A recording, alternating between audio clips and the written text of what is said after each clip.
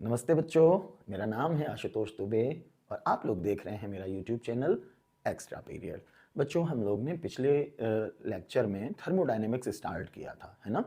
तो थर्मोडायनेमिक्स का लेक्चर 1 जो हुआ था उसमें मैंने केवल एक इंट्रोडक्शन दिया था, कुछ सिंपल बातें बताई थी, जैसे ओपन सिस्टम क्या है, क्लोज सिस्टम क्या है, आइसोलेटेड सिस्टम क्या है, सिस्टम क्या है, सराउंडिंग क्या है, बाउंड्री क्या है, ये बातें आपको समझाई थी। बच्चों, आज की जो हमारी क्लास है, इस क्लास में हम लोग पढ़ेंगे स्टेट फंक्शंस क्या होते हैं, इन्हीं को बोला जाता है स्टेट वेरिएबल।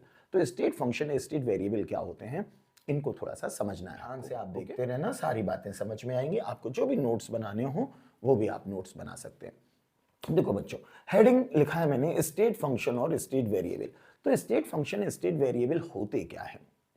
कोई भी एक थर्मोडायनेमिक सिस्टम जो है, ध्यान से सुनना, कोई भी थर्मोडायनेमिक सिस्टम जो है उसकी स्टेट क्या है, वो किस स्टेट में है, इसको डिस्क्राइब करने के लिए, मतलब उसको एक्सप्लेन करने के लिए हमें जिन प्रॉपर्टीज की जरूरत पड़ती है, जैसे मान लो कोई गैसियस सिस्टम है, तो आपको किसकी किसकी जरूरत पड़ेगी उसको डिस्क्राइब करने के लिए? गैसियस सिस्टम है तो वॉल्यूम आपको बताना पड़ेगा, प्रेशर बताना पड़ेगा, उसके मोल बताने पड़ेंगे, है ना, एंड टेम्परेचर बताना पड़ेगा।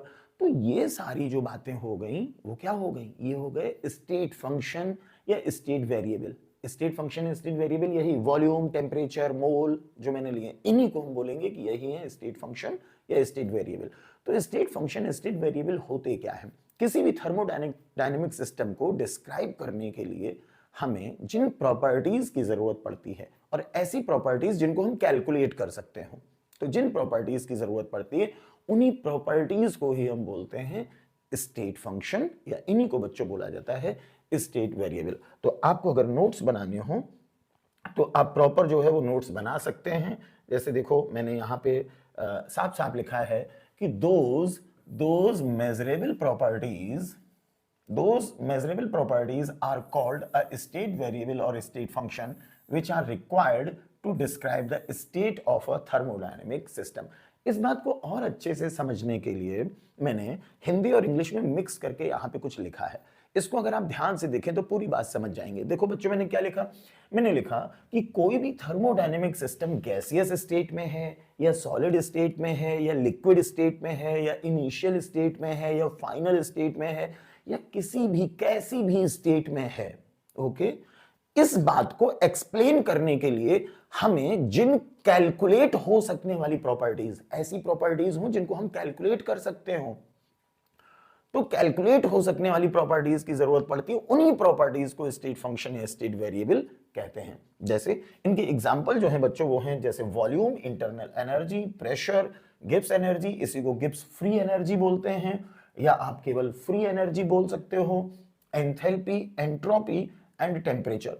तो जो ये प्रॉपर्टीज हैं, ये जो नाम लिखे हुए हैं, इन्हीं को बोला जाता है स्टेट फंक्शन और स्टेट वेरिएबल। इसमें एक नाम और आपको बढ़ाना है और वो है मोल। मोल, तो जो मोल होता है उसको भी स्टेट फंक्शन या स्टेट वेरिएबल बोलते हैं। अब बाई चांस आप अगर भूल गए, मान लो ऐसे ही पूछा गया क्वेश्चन, और आप देखना पहला क्वेश्चन ही जो आपका 36 ईयर अनसॉल्व्ड है, उसमें देखो पहला क्वेश्चन ही है जिसमें ये पूछा गया है कि इनमें से कौन स्टेट फंक्शन है या कौन स्टेट फंक्शन नहीं है। ठीक, तो बाई चांस अगर आप इनको भूल जाओ, याद ना रख पाओ, तो आप बच्चों इनको ऐसे याद कर सकते हो। कैसे?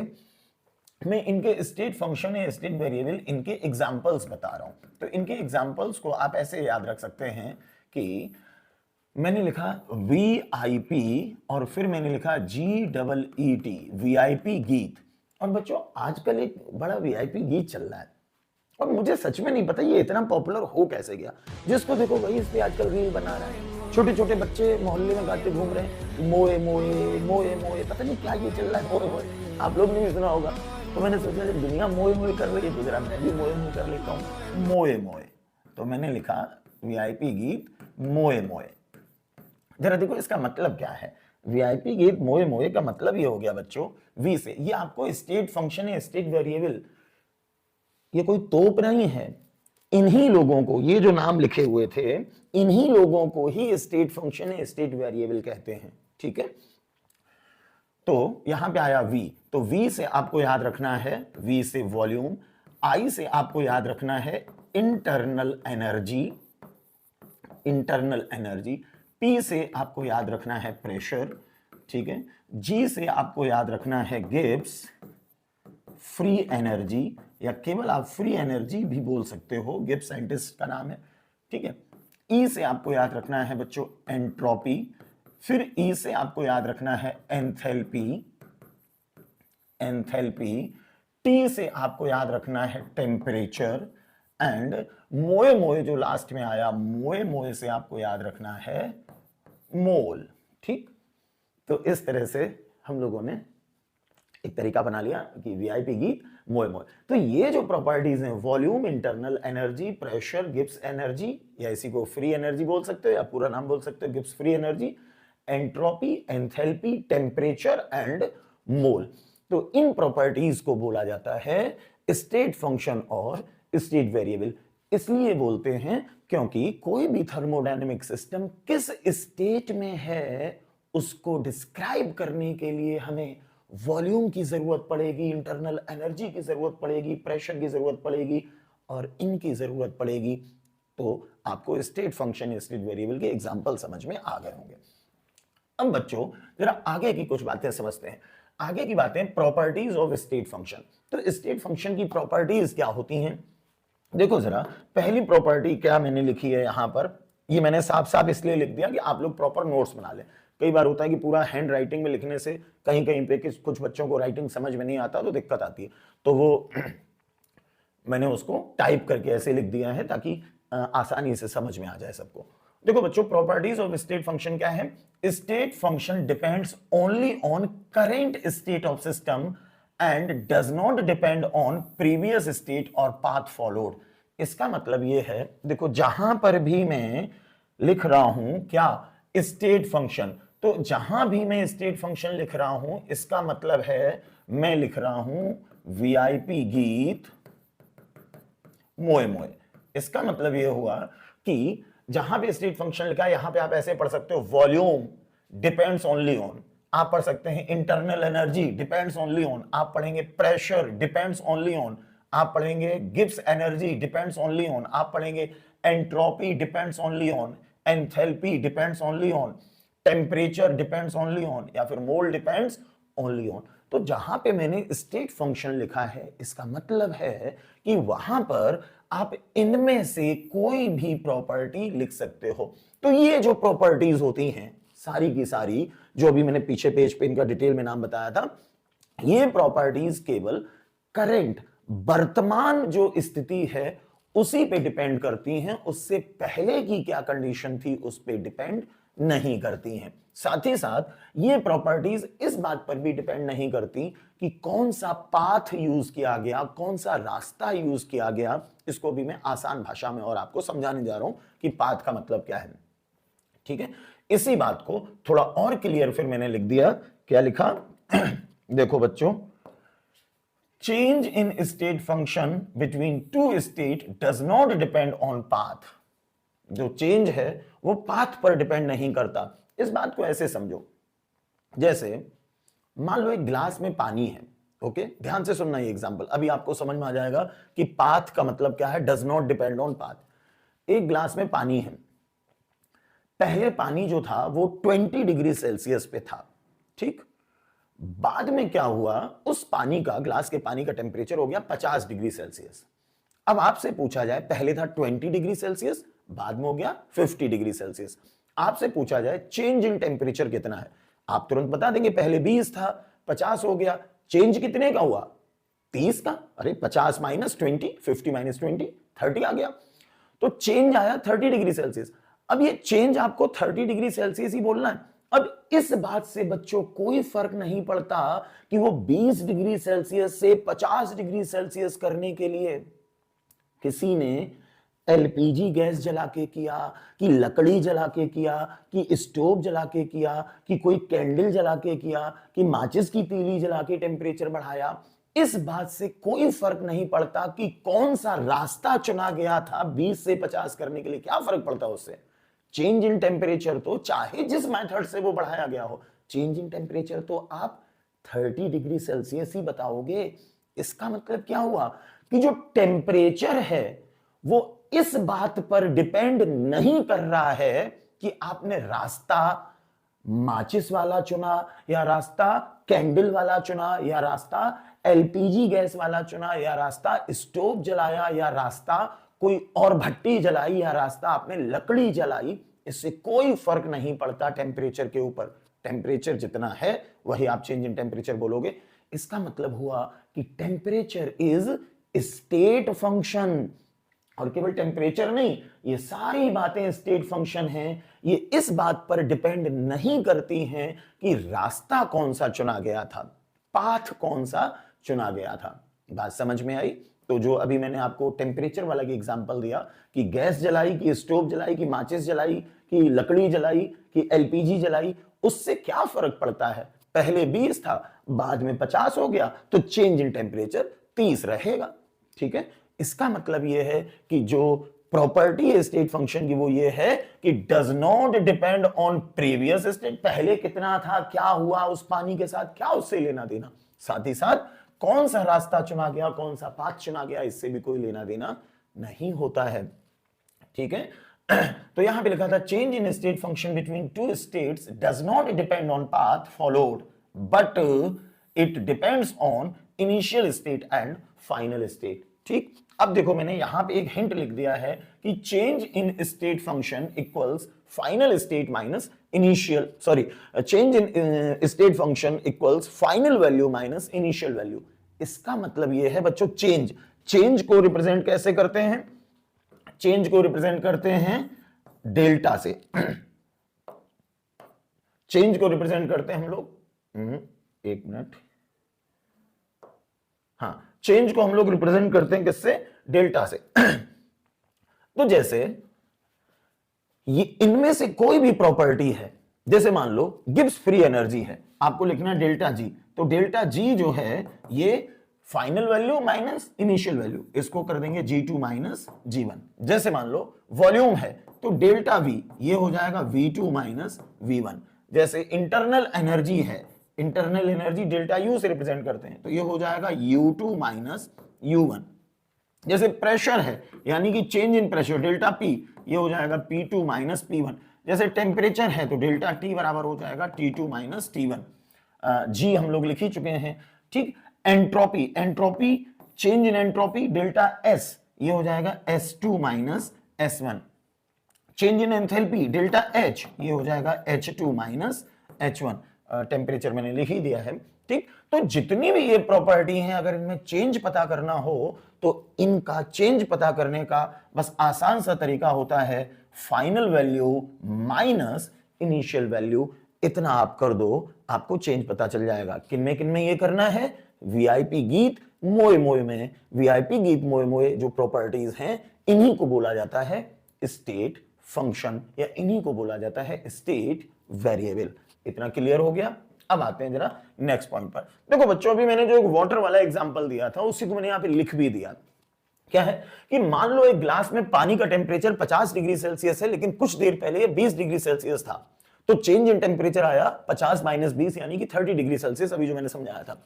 अब देखो मैंने क्या लिखा, इस बात से कोई फर्क नहीं पड़ता कि इस वाटर का टेम्परेचर किसने और कैसे चेंज किया, चाहे जिसने भी और जैसे भी ये टेम्परेचर चेंज किया हो, क्या फर्क पड़ता है भाई? चेंज इन टेम्परेचर का आंसर तो 30 डिग्री सेल्सियस ही रहेगा। तो आंसर यही रहेगा 30 डिग्री सेल्सियस, चाहे एलपीजी जलाई चाहे लकड़ी जलाई। इसका मतलब कि जो ये स्टेट फंक्शन होते हैं इनकी जो वैल्यू होती है वो एक डेफिनिट वैल्यू होती है। वो डेफिनिट वैल्यू का मतलब है कि वो वैल्यू इस बात पे डिपेंड नहीं करती है कि आपने रास्ता कौन सा चुना था। ठीक, इसी बात को ऐसे लिख देते हैं कि चेंज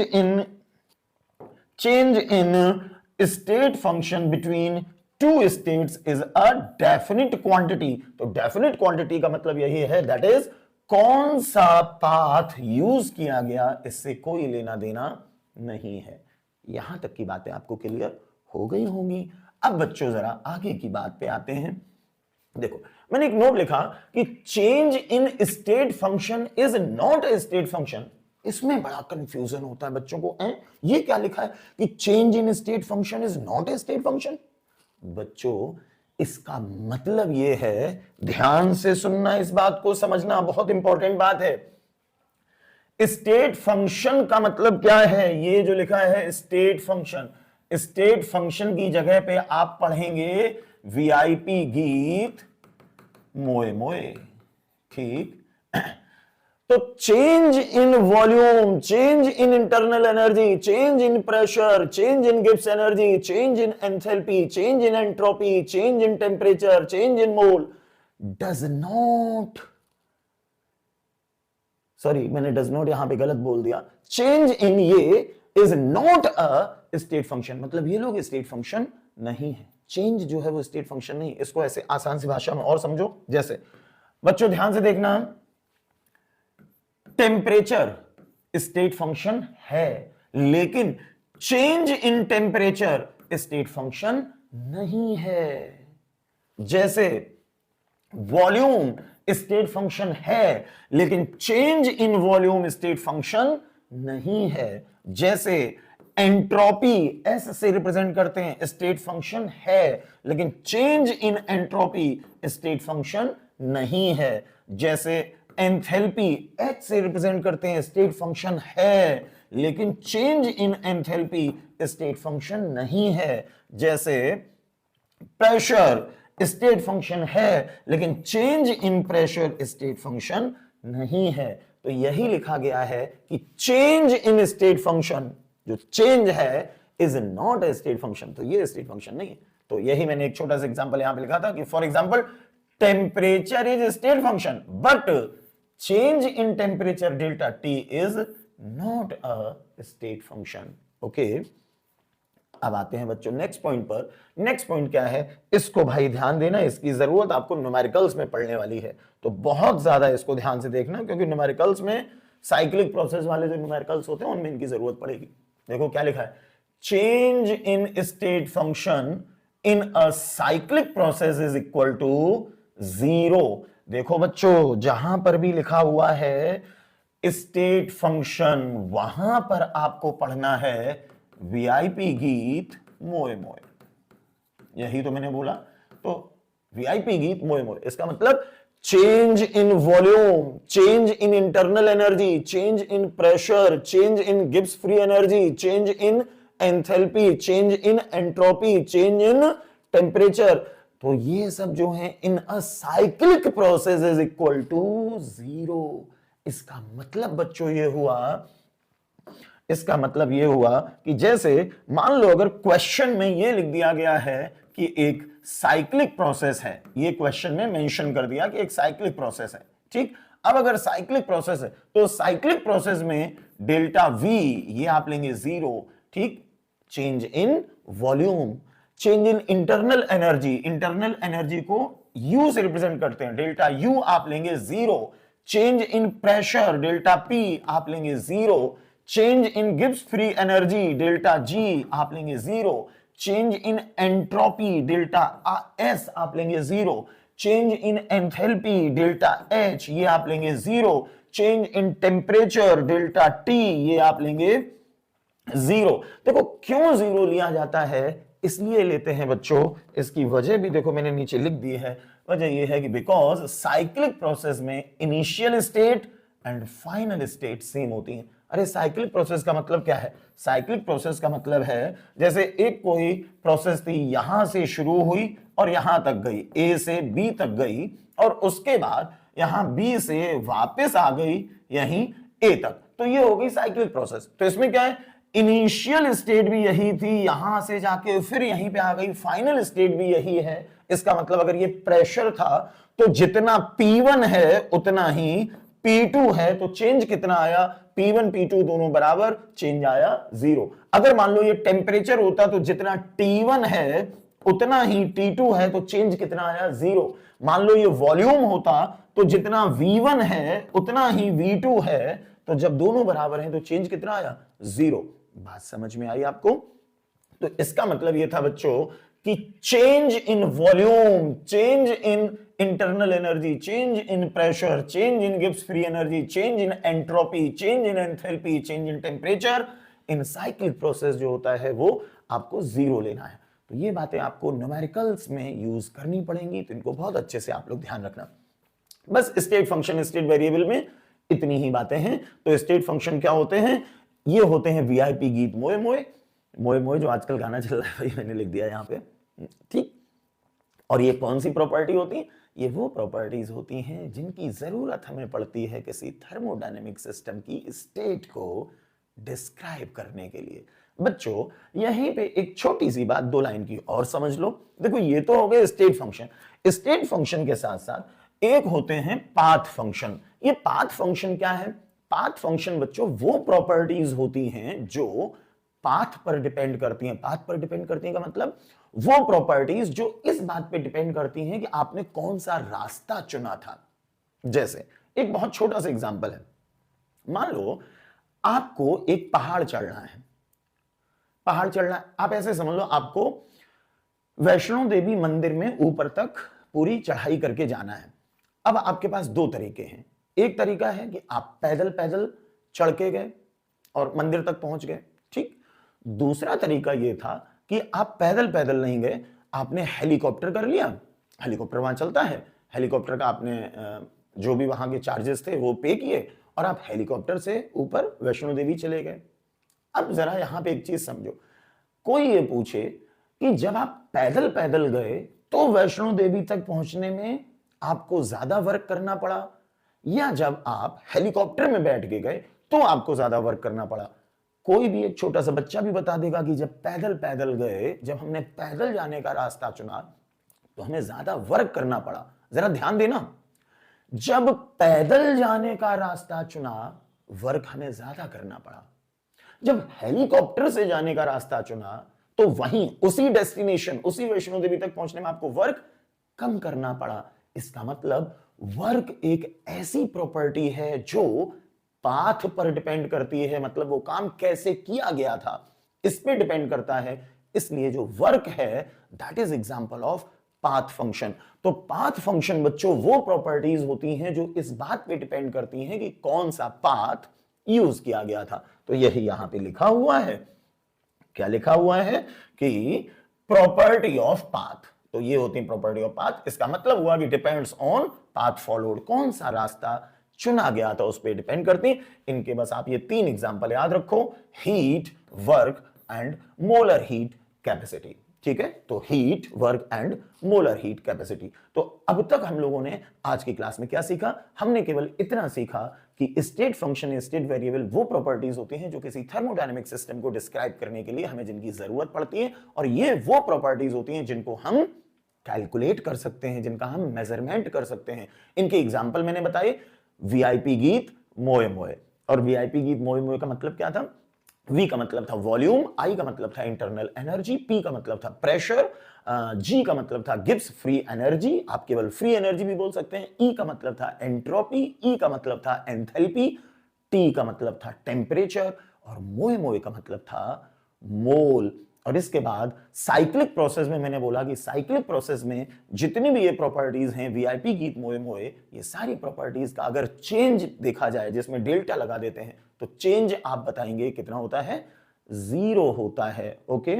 और पाथ फंक्शन क्या होते हैं? ये वो प्रॉपर्टीज होती हैं जो पाथ पर डिपेंड करती हैं। जैसे मैंने एग्जांपल दिया कि वैष्णो देवी अगर पैदल गए तो वर्क आपको ज्यादा करना पड़ा, और आपने अगर हेलीकॉप्टर का रास्ता चुना तो वर्क कम करना पड़ा।